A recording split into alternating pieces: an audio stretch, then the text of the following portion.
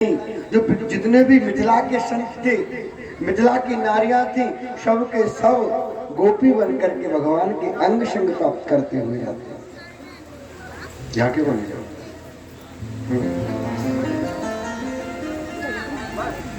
बोली वहां के बिहारी लाल की। इस प्रकार लेकिन भगवान ने अन्य गोपिकाओं के साथ में ना, क्योंकि जो गोपिकाएं थी वो मिथिला के संत थे, मिथिला की नारियां थी, दंडकारण्य के संत थे। उन्होंने सबने भगवान से प्रार्थना की थी, भगवान से प्रार्थना की थी कि हम भगवान आपके संग नृत्य करना चाहते हैं। तो सभी मिथिला की नारियां, दंडकारण्य के संत आज गोपी बन के ब्रजमंडल में आए हैं। तो अन्य वो स्त्रियां नहीं थी, वह पुरुष ही थे पूर्व जन्म के, लेकिन भगवान का अंग संग प्राप्त करना चाहते थे, इसलिए रास रचाने के लिए आए हैं। एक बार की बात, भगवान गौचारण करके वन से आते थे। गोपाष्टमी का सुंदर समय आया, मैया ने मुहूर्त निकलवाया, गोपिकाएं को रास समझाने के लिए भगवान जाते। जय राधे।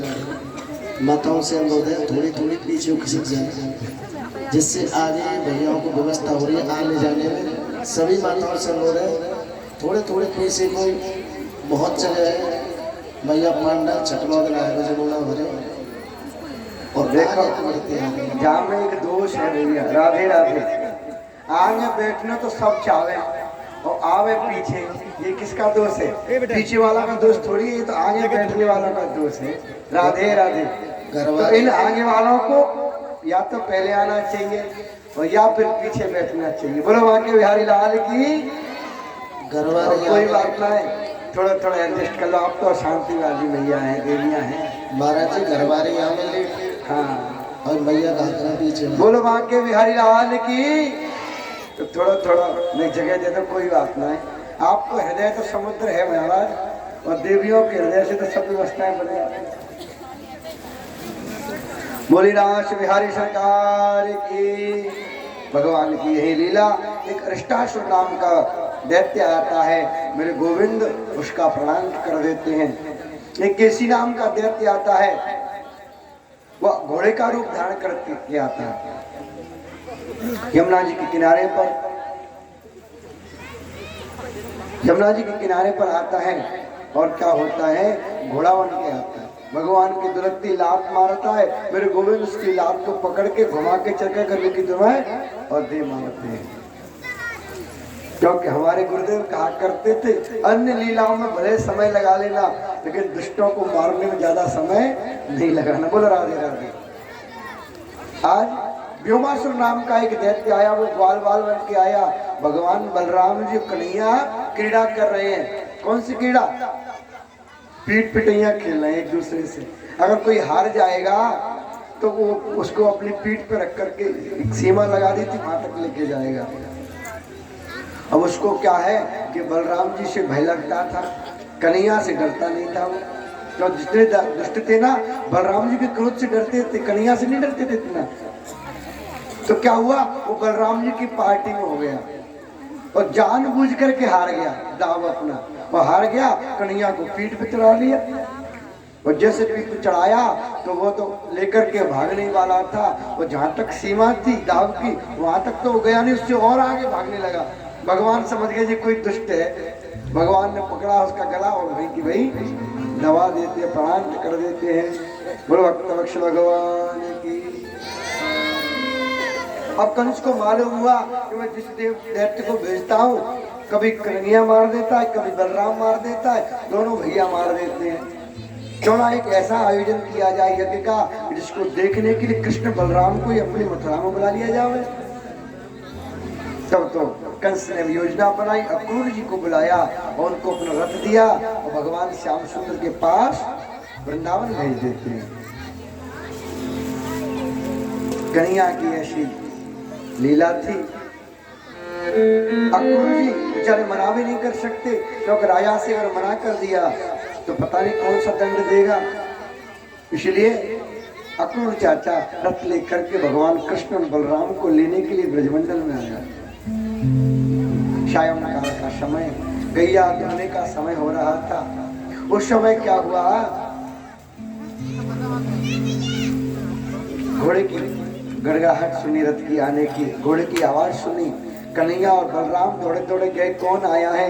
उन्होंने देखा चाचा आए हैं। चाचा, अरे चाचा आओ। उनके चरण वंदन किए, प्रणाम किया, सुंदर बिस्तर बिछाया, उनके लिए भोजन का प्रबंध किया गया। रात्रि में उन्होंने अपनी बात को रखा कि मैं आपको मथुरा ले जाने के लिए आया हूँ, महाराजा कंस का आदेश है। कन्हैया बोले, देखो चाचा, अगर आप मैया को बोल दोगे ना तो मैया हमको कबू ना जाने देगी। मैया हमको बहुत स्नेह करे, प्रेम करे। नंद बाबा को बोले तो नंद बाबा तो तैयार हो गए, लेकिन अब मैया तैयार ना हो गए। तो कन्हैया बोले, मैया एक बात बता, तू का चाहे ना है कि तेरा लाला भी देश विदेश घूम के आवे हैं? तेरा लाला भी अच्छी पढ़ाई करे, मेला देख के आवे, तू हमको गंवार बन के जाने, हम यहीं घर पे ही रह जावे, न कोई पढ़े लिखे न कहीं बाहर जावे।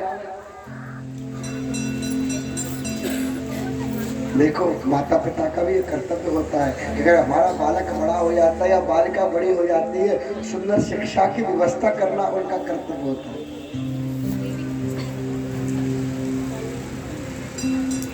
हंस मध्य बकोया था। इस प्रकार जो बालक पढ़ता नहीं है, माता शत्रु पिता वैरी ये न बालो न पाठिता, जो अपने बालक या बालिका को सुंदर शिक्षा प्रदान नहीं कर पाते हैं, उनको पढ़ाई नहीं करवाते हैं, तो वो माता और पिता शत्रु के समान माने जाते हैं। हमारे शास्त्र कहते हैं माता शत्रु पिता वैरी ये न बालो न पाठिता, और वह उसी प्रकार से शुभ नहीं होते। कैसे? न शोभते सभा मध्य हंस मध्य बकोया था। इस प्रकार महात्माओं की सभा हो और एक कोई धूर्त व्यक्ति पी करके आया हो, कैसा लगेगा? बोलो राधे राधे। जैसे हंसों की सभा हो और बगुला आ जाए वहां पर, तो हंस मध्य बकोया था। तब ये सब बातें कही तो मैया का मन किया, लाला तू जा रहा है, देख मैया तू मेरी बात मान, तू मुझे जाने नहीं देगी तो कैसे काम चलेगा? मैं तो 2-4 दिन के लिए घूमने के लिए जा रहा हूँ, मथुरा में मेला है, मैया मैं लौट के जल्दी से आ जावे, मुझे चिंता मत कर। जब मैया को कहते हैं तो मैया तो बेचारी रोने लग जाती हैं, लाला तू मुझको छोड़ के जा रहा है, अच्छी बात नहीं है तेरी। कन्हैया तू तो मुझको छोड़ के चला जाएगा, लेकिन मैं कहाँ जाऊंगी?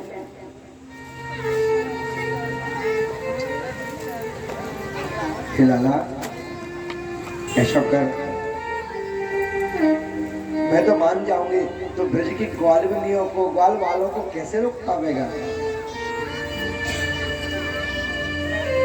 मैया उनको पता नहीं चलेगा तो मैं निकल जाऊंगा चुपचाप, तो काहे को चिंता करे? भगवान बोले नहीं नहीं, देखो तुम्हें बताना तो पड़ेगा, जाना तो पड़ेगा। आज जैसे ब्रजवाल गोपिकाओं को पता चला कन्हैया ब्रज छोड़ करके जा रहे हैं, सारी गोपिकाएं एकत्रित हो जाती हैं, कन्हैया के रथ को घेर लेती चारों तरफ से।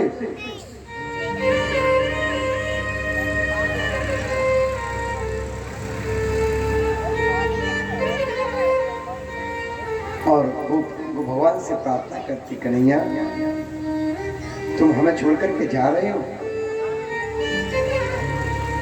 तुम हमारे बिना कैसे रहोगे? क्या तुमको हमारी याद नहीं आवेगी?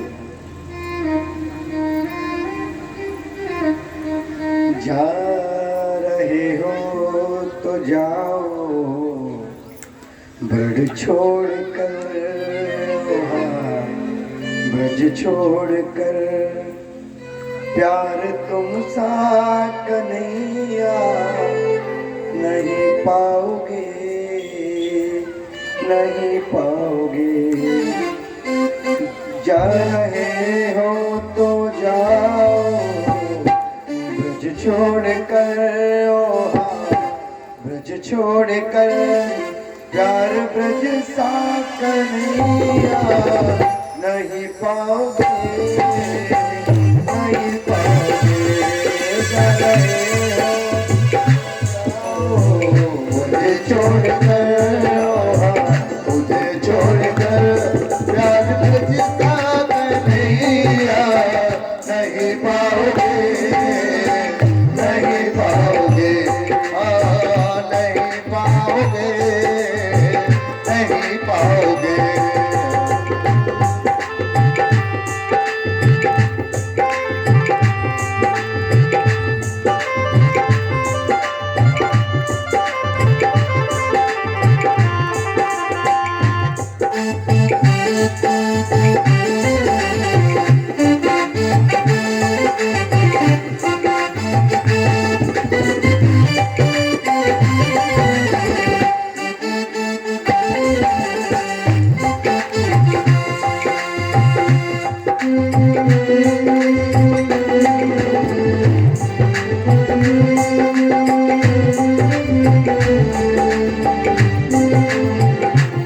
ये लताएं कदम की ये डालियां,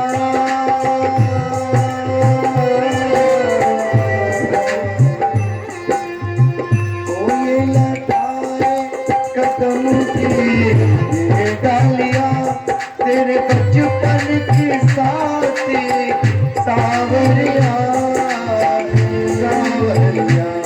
ये लताएं कदम की ये डालियां तेरे बचपन की साथी सावरिया, सावरिया। कुंज गलियां कहानी कुंज गलियां कहानी तेरी गा रही, तेरी गा रही। ऐसी गलियां कन्हैया नहीं पाओगे, नहीं पाओगे, नहीं पाओगे, नहीं पाओगे।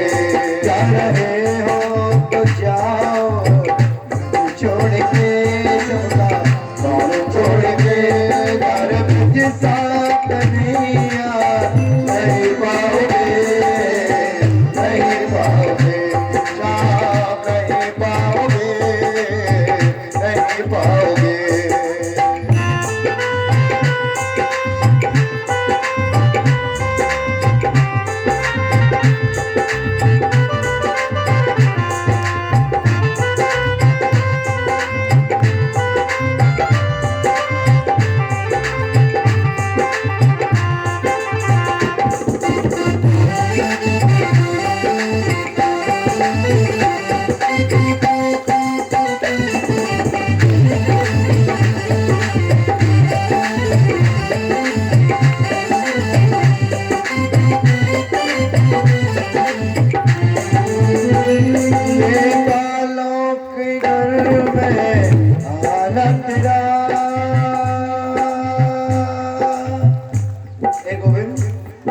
तू जब हमारे घर में आता था तो ग्वाल वालों को साथ लेकर आता था, ओ लेकर ग्वालों का घर में आना तेरा, घर के छीके से माखन चुराना तेरा, चुराना तेरा।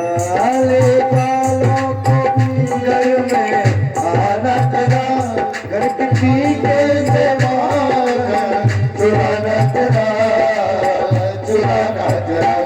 स्वाद माखन का जैसा, ओ स्वाद माखन के जैसा, ओ स्वाद माखन का जैसा ब्रज में मिला, ब्रज में मिला। स्वाद ऐसा कन्हैया नहीं पाओगे, नहीं पाओगे। रहे हो तो जाओ मुझे छोड़कर, मुझे छोड़कर प्यार ऐसा कन्हैया ना पाओगे, ना पाओगे, ना पाओगे, ना पाओगे।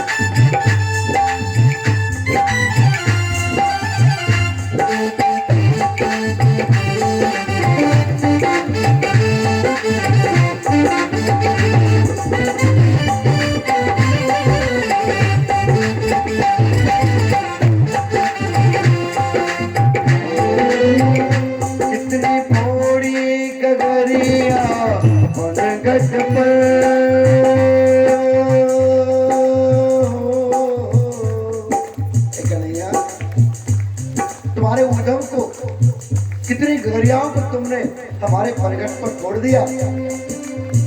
कहते हैं ओ कितनी बड़ी गगरिया पनघट पर, पनघट पर चीर किसके बचे श्याम, प्यारे कहो प्यारे कहो। कितनी बड़ी गगरिया पनघट पर चीर किसके बचे श्याम, प्यारे कहो प्यारे कहो। तेरे ऊधम को हमने, तेरे ऊधम को हमने जितना सहा, जितना सहा, ऐसा प्रेमी कन्हैया नहीं पाओगे, नहीं पाओगे, नहीं पाओगे, नहीं पाओगे। जा रहे हो तो जाओ, दिल छोड़ के सबका दिल तोड़ कर, जा रहे साथ कन्हैया नहीं पाओगे, नहीं पाओगे, नहीं पाओगे, नहीं पाओगे। कितनी फोड़ी गगरिया पनघट पर चीर किसके बचे श्याम, प्यारे कहो प्यारे कहो। तेरे ऊधम को हमने जितना सहा, ओ तेरे ऊधम को हमने जितना सहा, ऐसे प्रेमी कन्हैया नहीं पाओगे, नहीं पाओगे। गोविंद तेरे उद्यमों को हमने कितना सहा है, क्या ब्रजमंडल छोड़ करके तुमको इतना प्रेम मिल सकता है। सुबह रोती हुई ग्वालों आदमियों को भगवान समझाते, देवी चिंता मत करो, मात्र मैं 2-4 दिन की बात वापस आ जाऊंगा। 2-4 दिन में मैं आ जाऊंगा, आप चिंता मत करो। तब तो कहती हैं भगवान सबको रोता बिलखता छोड़ करके और मथुरा के लिए चले जाओ। चाचा अक्रूर जी के मन में आता है कि देखो मैंने ब्रजवासियों को दोष लगा दिया, मैंने ब्रजवासियों को दोष लगाया और देखो मैं उनको झूठ बोल करके कन्हैया और बलराम को ले आ रहा हूं, मुझको बड़ा पाप लगेगा। भगवान लीला को समझ गए, यमुना जी में उनको गोता लगवाया, स्नान किया और दर्शन दे दिया। वो श्याम सुंदर ऊपर दिखते हैं यमुना जल के, वहां पर बाहर वही अंदर जल में दिख जाते हैं। तब कहते हैं चाचा चिंता मत करो, तुम हमको लेकर के लिए नहीं आए हो, हम तुमको लेकर के और जा रहे हैं यहाँ से। तब अक्रूर जी समझ गए ये भगवान की ही लीला है। भगवान श्याम सुंदर ब्रजमंडल में पहुंचते हैं मथुरा में। अब मथुरा में पहुंचे भगवान श्याम सुंदर और बलदाऊ जी, तो वो तो रथ के मार्ग से आ रहे थे। इतने में ग्वाल वालों ने सोचा कन्हैया हमको छोड़ के चला गया, चलो हम भी पैदल पैदल चलते। वो सीधे पगडंडी के मार्ग से आकर कन्हैया से पहले आ गए। बोल राधे राधे। अरे कन्हैया अच्छा दानी के गैया चरावे को तो हम हैं, बछड़ा चरावे को हम, चोरी करवे को हम और मेला को सुख पावे को तुम। गलत बात है कि नहीं है? चोरी चोरी छुप के आ गया। अरे ना ना भैया ऐसी कोई बात ना है। अरे बार रथ में 2 ही लोग आ पाते ना, जा हमारे हमने तुमसे कही। अरे भैया तेरे रथ के भूखे थोड़ी है हम लोग, हम तो तेरे पीछे पीछे भागे चले आए। ना हमें कोई रथ की दरकार, ना हमें कोई वस्त्र की दरकार। देख जैसे पहने थे फटे पुराने वही कपड़ा पहने आए। कन्हैया बोले चिंता मत करो, मामा के घर पे आए हैं ना, वस्त्र की व्यवस्था हम कर देंगे, तुम आ गए कोई बात नहीं। यमुना किनारे पर गए, धोबी कपड़ा धो रहे थे। कन्हैया बोले भैया वस्त्र दे दो। अच्छा ये जानते हो किसके कपड़े? महाराजा कंस के कपड़े हैं और तुम ग्वाल वालों को कपड़े दे दिए जाए। भगवान ने एक चांटा लगाया, उसका सर धड़ से अलग हो गया। बोलो राधे राधे। कन्हैया ने कहा भैया लूटो खाओ, जिसको जो वस्त्र अच्छे लगे पहन लो। अब कहा महाराजा कंस और कहा ग्वालवाल अपने अपने वस्त्रों को पहन तो लिए बेचारे, अब चल रहे तो मानो धूल साफ करते जा रहे हैं सड़क पर। कन्हैया ने कहा भैया ऐसा है, झाड़ू लगाने की कोई दरकार ना है, अपने हाथ पैर अपने हाथन से अपने वस्त्रों को ऊंचे कर लो। और जैसे ऊंचे किए ऐसे लगने लगे जैसे काक भगोड़ा है। बोल राधे राधे। जानते हो काक भगोड़ा किसको बोलते हैं? जो खेतों पे लगा देते हैं ना अपन, कपड़ा पहना करके, डंडा पहना करके, उसको बोलते हैं संस्कृत भाषा में काक भगोड़ा, मतलब कौवाओं को भगाने वाला। बोल राधे राधे। अब कन्हैया से कन्हैया एक बात है, वस्तु तो तूने दे दी लेकिन बहुत बड़े हैं, इनसे चलो ना जा रहा कन्हैया। तब एक दर्जी के पास गए, दर्जी से कहा भैया हमारे ब्रजवासी के वस्त्रों को ठीक कर दो। दर्जी ने तो समझ गया, अभी धोबी ने मना किया था उसको मार दिया, अब हमारा नंबर है तो हम काहे को मना कर, हाँ महाराज दे दो दे दो। फिर सबके वस्त्र धोबी ने ले लिए और सब दर्जियों को दे दिए, एक साथ में ठीक कर दिए। कन्हैया ने पूछा भैया कछु दान दक्षिणा देनी है? हाथ जोड़ ले धो बेचारे बेचारे। दर्जी ने कहा भगवान हमें दक्षिणा नहीं चाहिए, आपकी दक्षिणा बहुत भारी हो गए, अभी आप धोबी को दे के आए हो ना, ऐसी दक्षिणा हमको नहीं चाहिए। तो ब्रजवासी लोग बोले कन्हैया देख धोबी तो लड़ रहा हो, जा हमारा तूने मार दिया, कुछ आशीर्वाद तो दे। तो भगवान ने आशीर्वाद की चिंता मत करो, कलयुग आएगा जितने का कपड़ा नहीं होगा इतने की सिलाई मिल जाएगी। बोले राधे राधे। तो आज आप देख ले, है ना, जितने का कपड़ा नहीं होता है उससे ज्यादा तो सिलाई ले लेते हैं ना, सिलाई वाली। ये भगवान का ही आशीर्वाद है। बोले राधे राधे। और आपके यहाँ हो कि नहीं हो महाराज, हमारे ब्रजमंडल में खूब महंगाई है। तब आगे जाके एक पुष्प वाला मिल गया, भगवान ने पुष्प की याचना की, सभी ब्रजवासियों को पुष्प पहनवाए।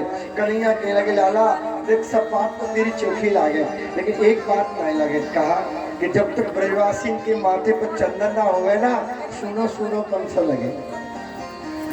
कुब्जा नाम की एक स्त्री थी, वह कंस के लिए चंदन घिस करके नित्य ले जाती थी। इतनी सुंदर सुंदर सुगंध आई। भगवान श्याम सुंदर ने कहा अरे देवी सुनते हो, अरे सुंदरी। कुब्जा ने देखा पीछे मुड़ के, भगवान आज तक कोई ब्रजमंडल में सुंदरी कहने वाला तो आया ना है, आज कहाँ से आ गया? कोई कहे टेढ़ी मेढ़ी, कोई कुब्जा कहे, कोई त्रिवक्रा कहता है। जब ये बात सब पता चली, कहा भगवान कौन हो, कहाँ से आए हो? कन्हैया बोले देखो भैया हमारे ब्रजवासी के ताई ऐसा करो, तुम चंदन लगा दो। उन्होंने कहा देखो भगवान आपने सुंदर बात कही है तो मैं भी आपको चंदन लगा दूंगी। वैसे तो ये महाराजा कंस के लिए ले जा रही थी, पर आप इतने सुंदर वचन बोले हो, आज तक मुझसे किसी ने नहीं बोले। तो महाराज हमेशा हमेशा हर व्यक्ति को सुंदर वचन बोलना चाहिए, है ना।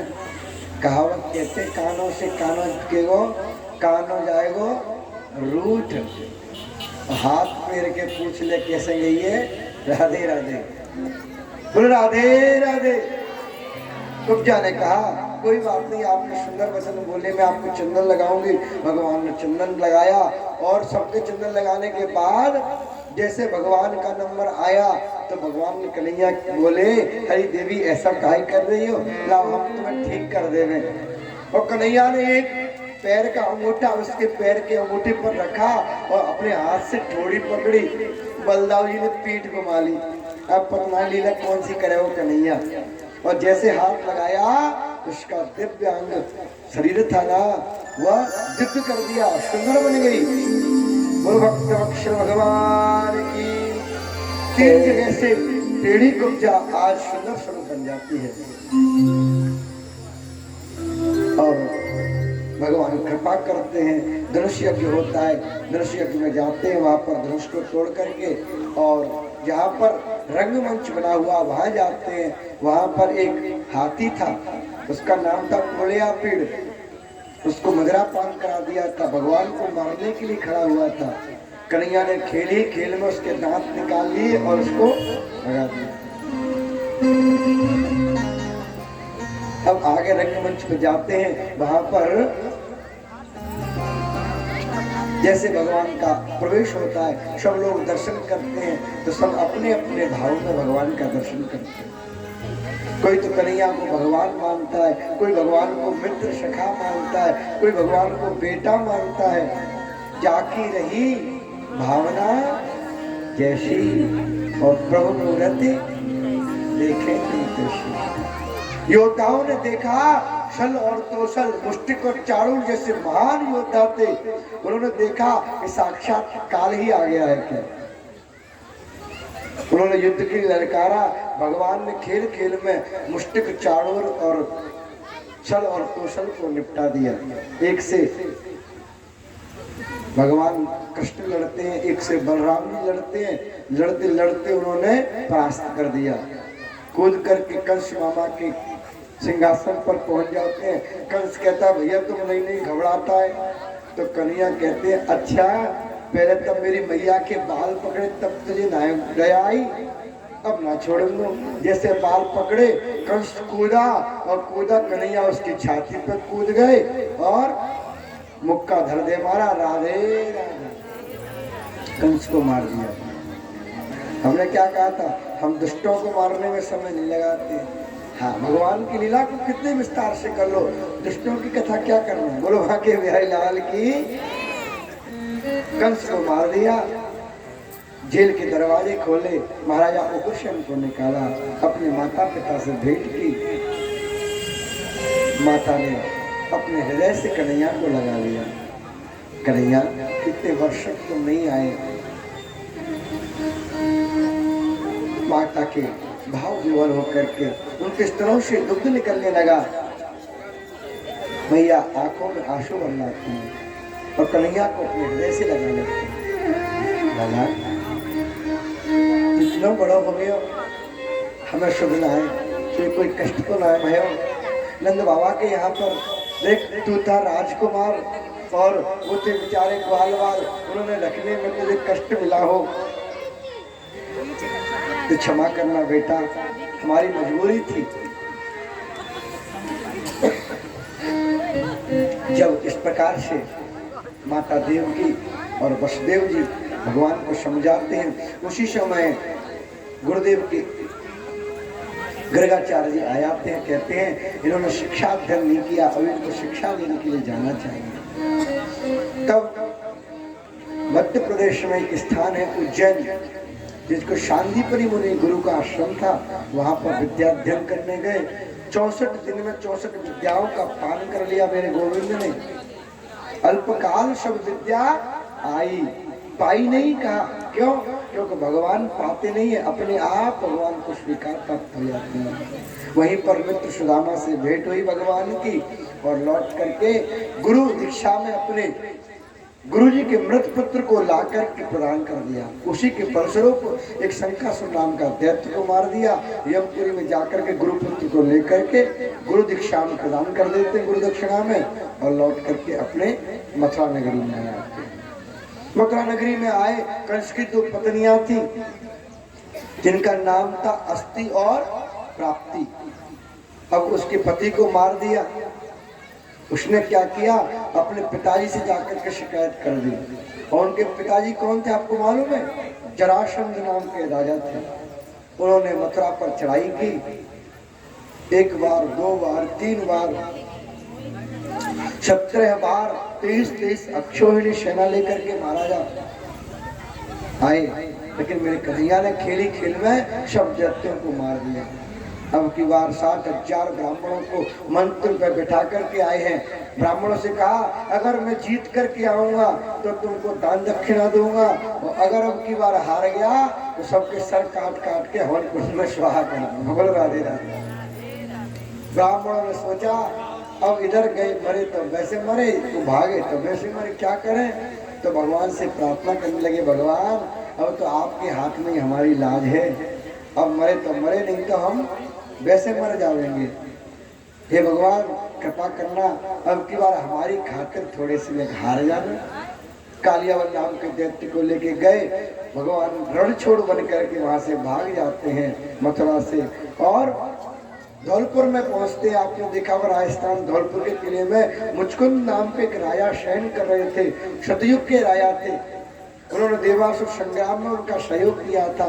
देवताओं ने आशीर्वाद ले लिया कि मैं सोता रहूं, आराम करना चाहता हूं, जो कोई मुझे जगाए पहले मेरे नेत्रों के सामने आए, भस्म हो जाए। भगवान जानते थे, अपनी चुनरी उड़ा दी और जैसे ही कालियावन गया, चुनरी को देख करके धक्का मारा, लात मारी और जल करके भस्म हो जाते। बोलो राधे राधे। भगवान पुनः इधर आते हैं, तब जरासंध पुनः उन पर आघात करता है। तब प्रवर्षण नाम के पर्वत पर मेरी कन्हैया चढ़ जाते हैं और वहां पर जाकर के यही बीच में एक बार भगवान श्याम सुंदर ब्रज में उद्धव जी को भेज देते हैं। उद्धव जी में ज्ञान बहुत था, प्रेम नहीं था, तो उनको भेजते हैं, जाओ तुम मेरे कुछ पत्रिका ले जाओ। उद्धव मोय ब्रज विसृत नाही, मुझे ब्रज की याद आती है। कन्हैया पत्र लेके जाते हैं। उद्धव गोपिकाओं के पास जाते हैं, गोपिकाओं के पास जाते हैं तो पत्रिका के तार तार कर देती है गोपिका, और भगवान की लेखन की विधि को देख करके भगवान का ही दर्शन करती हैं और कहती है इसमें मेरा नाम कहाँ है, मेरा नाम कहाँ है। वो तब समझाते हैं, अरे देवियों, कन्हैया कोई पुरुष नहीं है, परमात्मा है, तुम भगवान में अपने मन को ध्यान लगाओ। तब कहते हैं भगवान, गोपिकाएं कहती है, उद्धव मन न भये दशवी। उद्धव तुम कहते हो कि मन को परमात्मा के चरणों में लगा दो, ते परमात्मा के लिए हमें समय नहीं है। एक हतोषो गयो श्याम संग को अवराधे, उद्धव मन न भये दशवी। तो जिस परमात्मा की याद करने की कहता है, तो उसके कोई हाथ नहीं होता, उसके कोई पैर नहीं होता, तो फिर हमारी छीके से उसने माखन कैसे चला लिया। मैया यशोदा की संटी के मारे कैसे आगे आगे भागने लग जाता है। अरे उसके हाथ पैर नहीं थी तो कहां से लीलाएं की। तुम कहते हो उसका कोई रूप नहीं होता, अरे उसका इतना सांवला स्वरूप सलोना है कि उसके दर्शन करने मात्र से ही जीव के संताप मिट जाते हैं। उद्धव तुम इस चीज को नहीं जान सकते। उद्धव तुम तो भये बोरे, पातिया लेके आए दौरे। उद्धव तुम तो बोरे हो गए हो, तुम पाती लेकर के आ गए हो। तुमको पता नहीं कि भगवान कण कण में विराजमान रहते हैं। तो आइए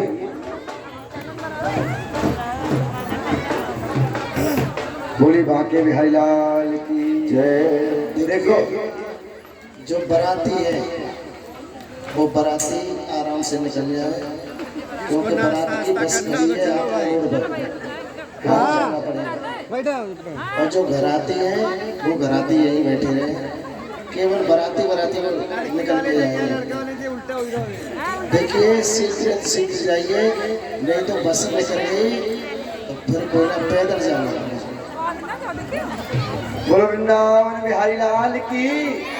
देखो भगवान का उत्सव होने जा रहा है, तो जो बराती लोग चुपचाप एक एक करके उठ जावे, भगदड़ न मचावे, है ना। क्योंकि ओ भैया ढोल वाले भैया, यहाँ पे नहीं बजाएंगे तो उधर से लेके आओ तब बजाओ, है ना। यहाँ से जाते समय नहीं, आते समय बजाओ। हमारे पिताजी को बहुत बहुत धन्यवाद जो आपके गांव में ऐसे राधा कृष्ण की झांकी निकाली और ऐसे दिव्य महोत्सव का आयोजन किया। उन्हें बार बार धन्यवाद के पात्र हैं। जिस किसी को बारात में सम्मिलित होना हो वो धीरे धीरे यहाँ से निकलते चले जाएं, लगन ना चाहें। बाद में राधा कृष्ण की झांकी यहीं पे आएगी और फिर उन्हें उनके वरमाला का आयोजन होगा और सभी का निमंत्रण है, लेकिन अपने घर पे, यहाँ पे ना घर पे भोजन अपने घर करना, निमंत्रण यहाँ का है। शादी के बाद बोलो बंसी वाले की। आइए अपन उद्धव जी के साथ में जो गोपिकाएं समझाती हैं, अरे भैया बराती लोग आप बोलो वृंदावन बिहारी लाल की। जिनको नाचना है नाच लो और जिनको गाना है गा लो, बात तो चलती रहेगी। तो ये तो प्रेम की बात है भूलो, ये तो प्रेम की बात है भैया, ये तो प्रेम की बात है। मुझे बंदगी तेरे बस की नहीं है, तो ये सब प्रेम ही चल रहा है, इधर भी प्रेम उधर भी प्रेम। तो जिनको नाचना है हाथ लगे ताली बजाते हुए, तो ये तो प्रेम की बात है भूलो, बंदगी तेरे बस की नहीं है, प्रेम की बात है भूलो, बंदगी तेरे बस की नहीं है। यहाँ सर देखे होते हैं सोने, यहाँ सर देखे होते हैं सोने, आशिकी इतनी सस्ती नहीं है, प्रेम की बातें हैं भूलो, आशिकी भी सस्ती नहीं है, प्रेम की बातें हैं भूलो।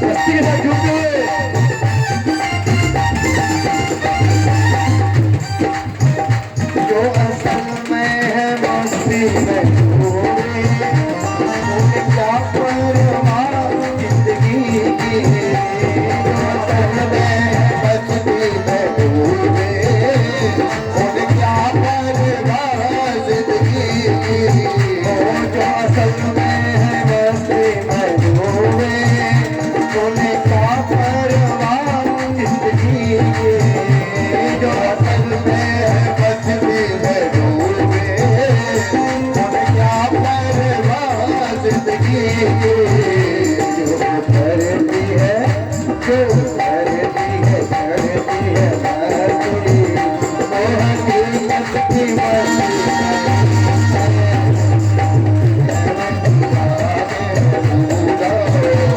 बंदगी मेरे वश की नहीं